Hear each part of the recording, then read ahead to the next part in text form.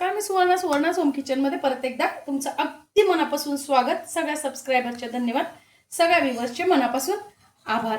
आज मी तुम्हाला खूप छान अशी रेसिपी दाखवणार आहे, ती म्हणजे हैदराबाद स्पेशल दालचा। भरपूर असा प्रोटीन्स असलेला, मुलं असे काही डाळी सगळ्या खात नाही, पण तुम्ही या पद्धतीने जर केला ना तर घरातले पण सगळे आवडीने खातील। तर बघा, हा दालचा मस्त असा भोपळा घालून केलेला आहे, खूप छान लागतो। रेसिपी खूप हेल्दी आहे। चला तर मग बघूया असा हा अगदी हेल्दी दालचा कसा बनवायचा ते। भरपूर प्रोटीन्स असलेला दालचा बनवण्यासाठी आपल्याला घ्यायची थोडीशी हरभऱ्याची डाळ, थोडीशी मसुराची डाळ, थोडीशी घ्यायची आपल्याला पांढरी उडदाची डाळ। इथे तुम्ही काळी उडदाची डाळ घेतली तरीही चालेल, सालीची म्हणजे। थोडीशी घ्यायची आहे तुरीची डाळ आणि थोडीशी घ्यायची आहे मुगाची डाळ। 5 डाळी अशा आपण घेतलेल्या आहेत।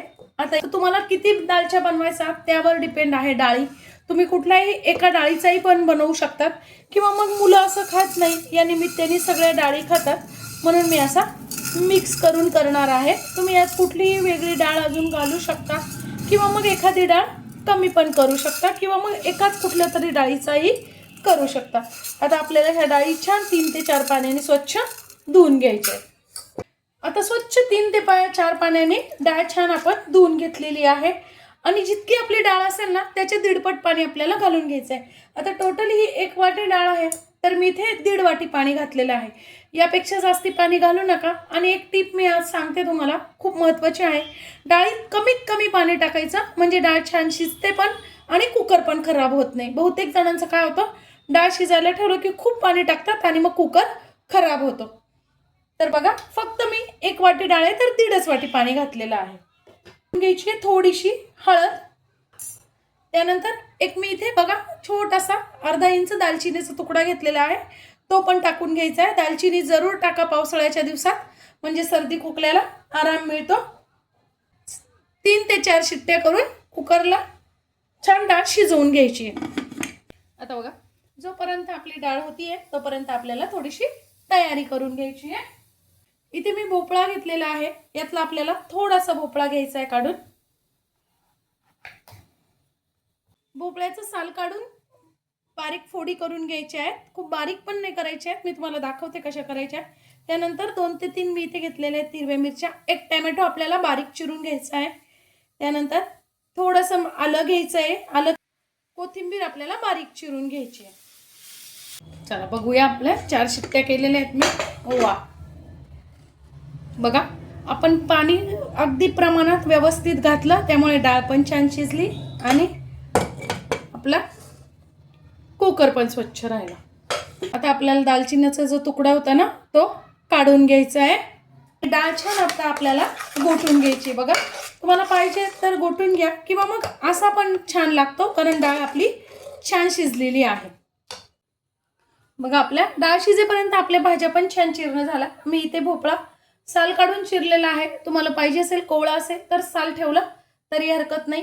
हिरवी मिरचीचे असे तुकडे करून घेतलेले आहेत, तुम्हाला पाहिजे तर तुम्ही असे बारीक तुकडे करून घेतले तरी चालतील। त्यानंतर आलं घेतलेलं आहे, आलं छान किसून घेतलेले आहे अर्धा इंच। त्यानंतर कढीपत्ता घेतलेला आहे, कोथिंबीर, टोमॅटो बारीक चिरून घेतलेला आहे। तुम्ही इथे कांदा लसूण खात असाल तर कांदा लसूणही घ्यायचा आहे। तेल खूप लागतं असंही नाहीये, अर्धीच पळी फक्त तेल मी टाकून घेतलेलं आहे। तेल छान टाकलं की आपल्याला टाकून घ्यायची आहे मोहरी, 1 चमचा मोहरी टाकली आहे। अर्धा चमचा टाकून घ्यायचं आहे जिरं, कढीपत्ता, त्यानंतर हिरवी मिरची आणि आलं। तर हे सगळं आपल्याला छान एक अर्धा मिनिट परतून घ्यायचं, खूप वेळ नाही परतायचं, फक्त अर्धा मिनिट। पाव चमचा टाकून घ्यायचं आहे हिंग, हिंग जरूर टाका। अर्धा चमचा हळद, ते तुम्ही कांदा आणि लसूण पण टाकू शकता। आणि टाकून घ्यायचं आपल्याला टोमॅटो, थोडासा टोमॅटो टाकलाय म्हणून मीठ टाकून घ्यायचं, म्हणजे टोमॅटो छान शिजला जातो। बघा, आपला टोमॅटो एकदम छान शिजलेला आहे। टाकून घ्यायचं आपल्याला भोपळा, भोपळा पण खूप पटकन शिजतो।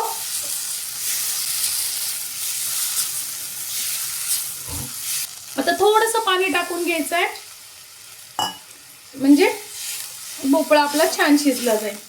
झाकण ठेवून आपल्याला भोपळा छान शिजून घ्यायचा आहे 2 ते 3 मिनिटं। 2 ते 3 मिनिटं झाली। वा, भोपळा पण आपला छान शिजलाय। तुमचा जर असा जाडसर जरा भोपळा असेल तर तुम्ही वेगळा वाफवून घेतला तरी चालेल, म्हणजे पटकन पण होतो। घाईची वेळ असेल तर आता टाकून घ्यायची आपल्याला यात थोडीशी कोथिंबीर, अर्धा चमचा टाकून घ्यायची धने जिऱ्याची पावडर, 1 चमचा टाकून घ्यायचे तिखट। आपण हिरवी मिरची पण वापरलेली आहे, त्यामुळे तिखटाचं प्रमाण तुम्ही तुमच्या चवीनुसार कमी अधिक करू शकता। टाकून घ्यायची आपल्याला डाळ।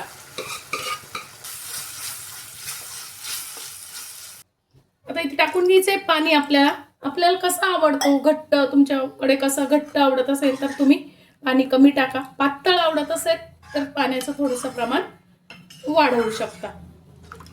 चवीनुसार टाकून घ्यायचंय मीठ आणि थोडंसं टाकून घ्यायचं आहे गूळ। गूळ ऑप्शनल आहे, पण टाकला तर खूप छान टेस्ट येते।